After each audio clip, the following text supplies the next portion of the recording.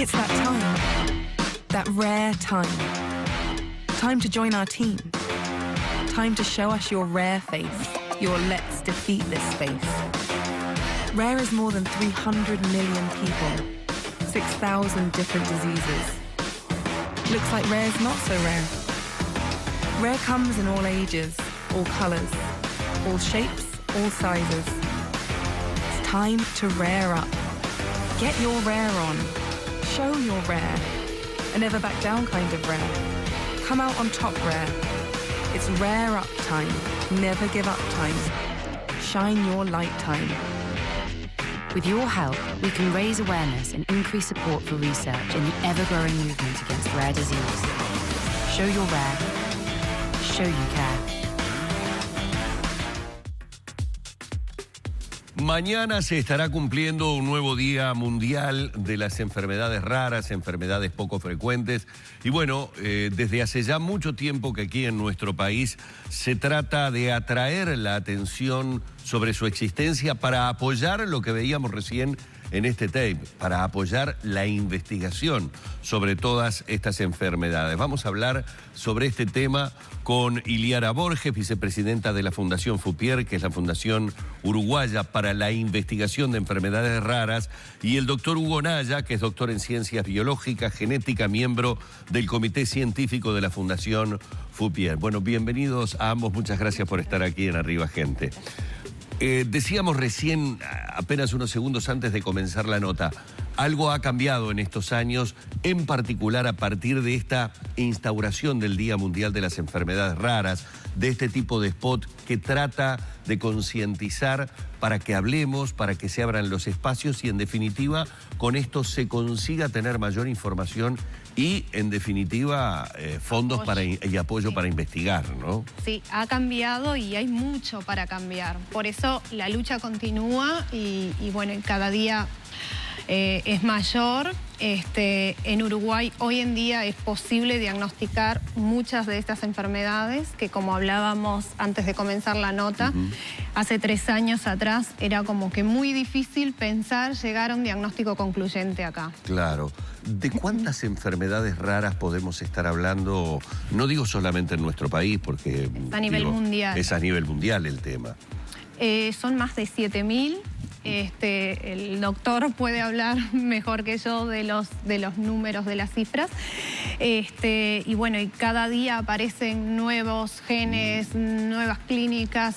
Si bien todas estas enfermedades en su mayoría son neurodegenerativas y la población que más se ve afectada es la infantil, sigue aumentando cada día en las cifras. Doctor, ¿qué son las enfermedades raras entonces? Sí, las enfermedades raras en realidad, digamos, se definen por el bajo número de personas que están afectados por la enfermedad. O sea, no existe una característica particular, digamos, que define una enfermedad rara desde el punto de vista del genoma. Digamos, depende de los países, y hay países que lo definen como aquellas enfermedades que tienen menos de un caso cada 2.000 personas, otros uno cada 1.500, eso varía de acuerdo a los países, pero es eso. Lo que ha ocurrido, digamos, en el último tiempo es que grandes novedades en lo que hace a tecnología, digamos, que ha permitido bajar los costos de secuenciación de genoma de una forma impresionante. O sea, hemos bajado los costos de secuenciación más de 1000 veces en los últimos 10 años, ¿sí? Hacen que cosas que salían del orden del $1.000.000 hace muy poco tiempo y salen $1.000. Y entonces, digamos, lo que tenemos es una entrada a un diagnóstico mucho más preciso de ese tipo de enfermedades. Cantidad de enfermedades que de repente quedaban bajo un mismo paraguas, digamos, de definición desde el punto de vista médico, porque las cosas se parecían. Hoy podemos afinar, podemos encontrar a nivel del genoma, digo, cuál es la causa molecular de lo que está pasando y por lo tanto a veces podemos actuar de forma más precisa después en lo que es la terapéutica. ¿Cuáles son las posibilidades en Uruguay? No sé, por ejemplo, mi hijo empieza a tener síntomas extraños, el médico dice, bueno, tiene algo, pero no sé qué es, ¿no? ¿Qué posibilidades hay? ¿Cómo es el proceso? Los procesos de diagnóstico aún son difíciles. Hoy se ha avanzado un montón, pero bueno, el niño por lo general empieza a presentar una clínica que es difícil de saber qué es lo que tiene cuando pasas por el sistema mutual, por los hospitales, en fin. Es difícil decir, bueno, encaja con esta enfermedad. Es por eso que recurrimos a los exámenes más profundos, como la secuenciación del exoma y otra cantidad de estudios que hay que realizar para saber si tiene una enfermedad poco frecuente. Y más allá de la academia y del mundo científico, ¿el sistema de salud está preparado para poder afrontar y diagnosticar? Pienso que no, aún no. Es un recorrido muy doloroso para las familias porque se pasa de médico en médico, se agotan los recursos económicos familiares en busca de respuestas, que es muy difícil que el médico pueda darla porque desconoce también, dado la baja incidencia. Claro, hay una casuística, hay poca casuística, digamos, como para poder... Y otra pregunta que va atada a esto. ¿Qué tan importante es que, dependiendo del tipo de enfermedad diagnosticada, pero qué tan importante es que se pueda tratar en un centro en sí? Porque muchas veces esto es lo que requiere, una persona tiene una dolencia del corazón, va al cardiólogo. En este caso muchas veces, o la mayoría de las veces, necesita de la aplicación y de la atención de equipos multidisciplinarios, es decir, especialistas de distintas ramas que atiendan a ese paciente. Y muchas veces lo que decías vos, vas puerta por puerta, día por día, tratando de coordinar horarios para no tener que ir todos los días a la mutualista o al hospital. Aún es muy complejo esto de poder abarcar todo.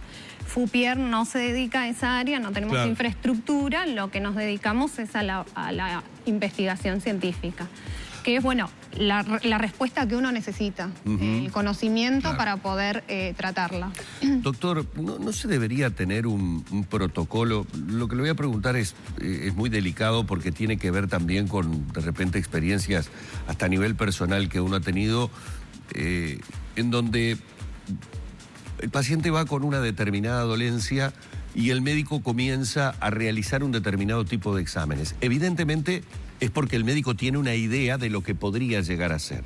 Pero esos exámenes no dan los resultados como para el diagnóstico que el médico preveía. Entonces comienza a ir hacia otro lado y luego va hacia otro y luego hacia otro. Y uno como paciente empieza a darse cuenta que también el médico perdió la brújula.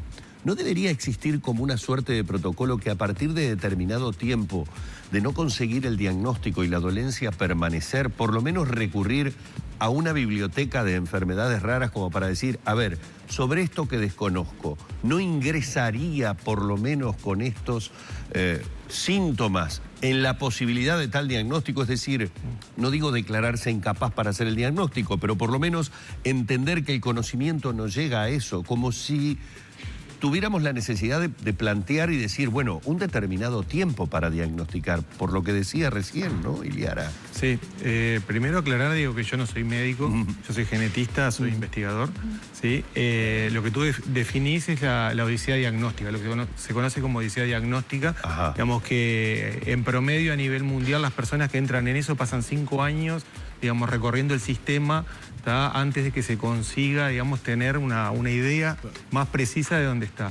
Claramente, digamos, eso implica, digamos, para salir de eso, implica protocolos, implica una mayor difusión de las posibilidades que existen para el diagnóstico, y eso es parte de lo que nosotros estamos intentando hacer. Hoy por hoy, digamos, el exoma, digamos, es una alternativa. El exoma es una fracción muy reducida del genoma, es el 3% del genoma, ¿sí? Pero 80% de las enfermedades de origen genético mendeliano están ahí. Están ahí. Entonces, digo, es una alternativa muy razonable desde el punto de vista económico, muy rápida. En 2 meses tenemos el diagnóstico. Digamos, lo que hace falta es también difusión y que los médicos conozcan la alternativa que ofrece esto, ¿no? Uruguay es un país, digo, que no valora demasiado la genética médica, o sea, no tiene una gran tradición de genética médica. No es el único país, por ejemplo, Argentina, digo, también es un país que no tiene una gran tradición de genética médica. Y probablemente, digo, esos protocolos, digamos, rápidamente deberían involucrar al genetista médico, ¿no? Y en ese sentido, una vez que se diagnostica, se encuentra dónde está el problema, ¿hay posibilidades de tratamiento? Porque si no tenemos esa tradición, los médicos no conocen, ¿cómo? Sí, hay un tema general, digamos, que es que para la mayor parte de estas enfermedades no existe ningún tratamiento a nivel mundial, digamos, son enfermedades huérfanas de tratamiento, digo, por un lado, por un tema económico, o sea, es muy poco atractiva una enfermedad que tiene una una incidencia extremadamente baja, una prevalencia muy baja y muy poco atractivo invertir en ella, ¿no? De cualquier forma, el diagnóstico es fundamental por varias razones. La primera, digo, le da cierta tranquilidad a la familia acerca de que encontramos qué es lo que tiene la persona. La segunda es que en algunos casos sí existen tratamientos, ¿sí? Digamos, son pocos, pero existen. Y en otros casos lo que existe son tratamientos paliativos orientados de acuerdo a lo que yo tengo a nivel molecular.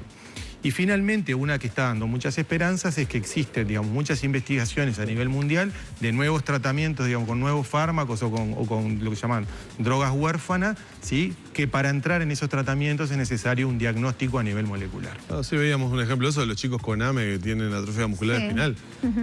La medicación que se ha encontrado, que se ha desarrollado, cuesta más de $500.000. Sí. Es un claro ejemplo de lo que decía el doctor. Bueno, tenemos que ir cerrando porque ya está todo el equipo de La Mañana en casa. Estamos pasados un minuto. Agradecerle mucho a Iliara y al doctor Naya. Capaz que rapidito para despedirnos pueden decir las actividades que va a haber. Bien. ¿No? Perfecto. FUPIER tiene 3 actividades en el marco del Día Mundial. Una es un encuentro de padres y amigos de pacientes con enfermedades raras, hoy a las 19:30. Está toda la información en la página web, que vi que estaba allí. Sí, la teníamos puesta en el sótano. Después, mañana tienen un webinario Los Científicos, donde pueden participar. Todo el que se hace amigo en Facebook puede hacer preguntas y se va a estar abordando la medicina genómica de cara a las terapias futuras y diagnóstico. Y luego, 19:30, una película, Extraordinario, en Movie Center de Montevideo Shopping. Así que, bueno, los esperamos a todos y que se sumen, que llamen, estamos a las órdenes. Muy bien, muchísimas gracias por la visita. Vamos con el cierre de la entrevista, por favor.